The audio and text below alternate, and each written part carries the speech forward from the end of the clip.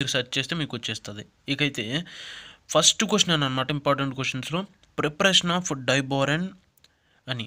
So, ఆ question చూసేద్దాం. B2H6 అనమాట. సో, చాలా సింపుల్‌గా మీకు అర్థమయ్యేటట్లుగా నేను రాసి నేను హ్యాండ్ రైటింగ్‌తో రాసి మీకు ఎక్స్‌ప్లెయిన్ చేస్తున్నాను. సో, ఇది మీరు నోట్ చేసుకొని ఎగ్జామ్‌లో రాసినా మీకు ఫుల్ మార్క్స్ అయితే పడతాయి. సో, అంతకంటే ముందు ఈ వీడియోని షేర్ చేయండి, లైక్ చేయండి, కామెంట్ చేయండి, ఛానల్‌కి సపోర్ట్ చేయండి.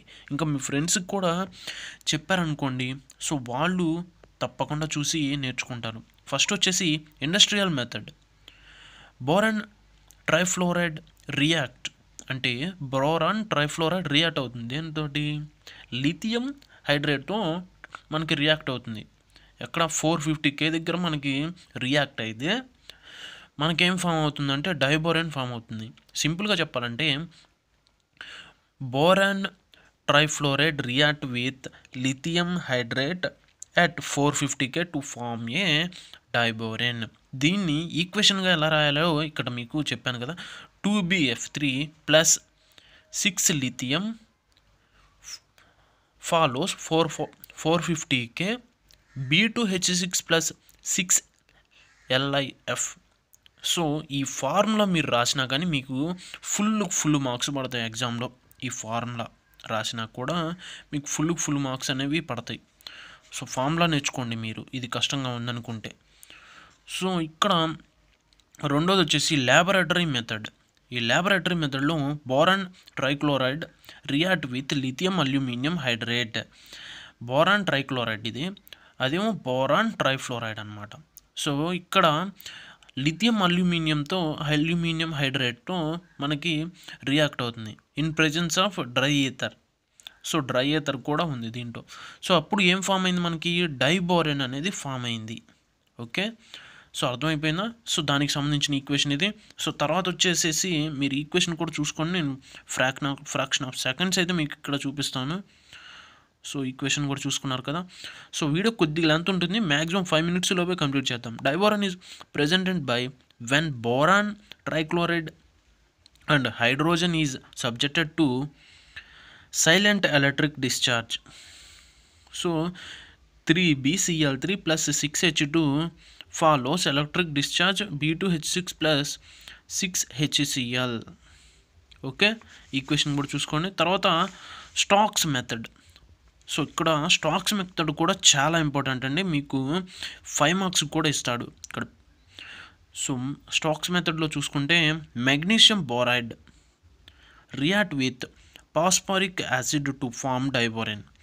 మెగ్నీషియం బోరైడ్ అనేది పాస్పారిక్ యాసిడ్తో రియాక్ట్ అయినప్పుడు మనకి ఏం ఫామ్ అవుతుంది? డైబోరేన్ అనేది ఫామ్ అవుతుంది. సో, అదే ఈక్వేషన్ ఇక్కడ రాసాం.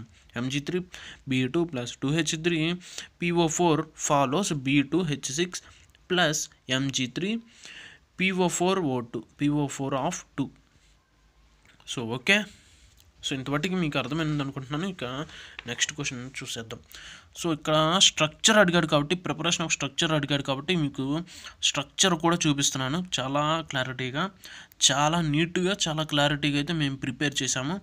సో, చాలా కంటెంట్ అయితే మీకు రాబోతుంది. మీరు సపోర్ట్ చేస్తే, మీరు కామెంట్ సెక్షన్లో ఏది అడిగితే దాని మీద నేను చేయడానికి, మీకు అందించడానికి సహాయంగా ఉంటాను. సో, నేను కోరుకునేది ఒక లైక్ మాత్రమే. సో, ఇక్కడ మీకు ఈ స్ట్రక్చర్కి కొద్దిగా ఎక్స్ప్లెనేషన్ అయితే ఉంటుంది. సో, ఈ ఎక్స్ప్లెనేషన్ కొద్దిగా ఈజీగానే ఉంటుంది మీకు. డైబోరాన్ అనేది ఎలక్ట్రాన్ డిఫిషియంట్ మాలిక్యూల్ అంట.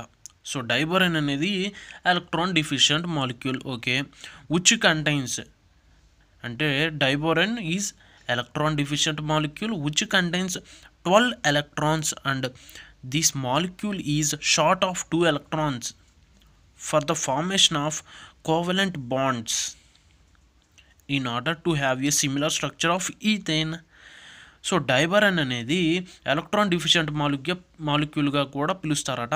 అయితే 12 ఎలక్ట్రాన్స్ని అది కలిగి ఉంటే దిస్ మాలిక్యూల్ అంటే ఎలక్ట్రాన్ డిఫిషియంట్ మాలిక్యూల్ అనేది షార్ట్ చేసినప్పుడు అది 2 ఎలక్ట్రాన్స్ని మాత్రమే కలిగి ఉంటుందట.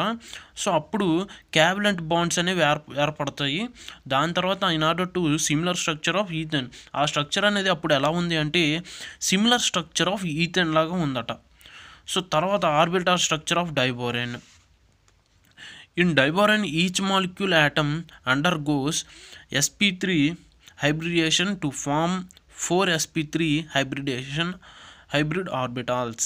ఓకే, తర్వాత ఈ పాయింట్స్ అనేవి చాలా ఇంపార్టెంట్ అండి. నేను స్టార్ మార్క్ పెట్టిన 3 పాయింట్స్ మీరు బట్టి పట్టండి, లేకపోతే మీరు క్వశ్చన్స్లో రాసినా కానీ యాజ్ ఇట్ ఈజ్ మీరు రాసినా కానీ మీకు ఫుల్ మార్క్స్ అయితే పడతాయి. Out of 4 orbitals 3 orbitals contain 1 అంటే 4 ఆర్బిటాల్స్లో 3 ఆర్బిటాల్స్ అనేవి మనకి 3 ఎలక్ట్రాన్స్ని కలిగి ఉంటే 4th ఆర్బిటాల్లో అసలు ఎలక్ట్రాన్స్ అనేవి లేవనేది ఈ పాయింట్ యొక్క అర్థం. So the 2 sp3 hybrid orbitals of boron atom, so 2 sigma bonds with hydrogen. Okay, so ఇది అనమాట ఈ పాయింట్ అయితే. సో మీకు అర్థమైంది అనుకుంటున్నాను. ఇప్పుడు నెక్స్ట్ ఇంకొద్దిగా ఉంది. సో చాలా సింపుల్గా నీట్గా అయితే మీకు ఇక్కడ చాలా క్లియర్గా డిస్ప్లే చేస్తున్నాను.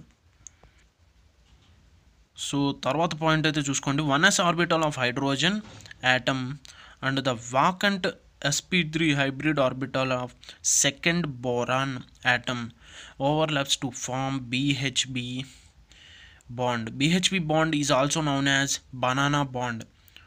సో దీన్నే మనం బనానా బాండ్ అని కూడా అంటాం అన్నమాట. సో అకార్డింగ్ టు ది ఈడిటి అంటే ఏంటి? Electron dispersion theory. So boron has 2 coplanar BH2 groups. So boron has 2 coplanar BH2 groups అంట. సో తర్వాత the 4 hydrogen atoms present in BH2 groups is known as terminal hydrogen. So HT అని దీన్ని సూచిస్తాము. So ఈ point తర్వాత the remaining 2 hydrogens are called bridge hydrogens HB. So terminal హైడ్రోజన్స్నేమో HTగా సూచిస్తాము. ఇక్కడ మనకి రిమైనింగ్ హైడ్రోజన్స్ ఉంటాయి చూసారా? సో వాటినేమో HBగా చూస్తాం, వాటిని బ్రిడ్జ్ హైడ్రోజన్స్ అని అంటారు. ఓకే, సో ఇక్కడ దానికి సంబంధించిన స్ట్రక్చర్ కూడా ఉంది. మీరు ఈ స్ట్రక్చర్ కూడా చాలా జాగ్రత్తగా చాలా డీటెయిల్స్గా మీరు ఎగ్జామ్లో ప్రజెంట్ అయితే చేయాలి. సో చూసుకోండి.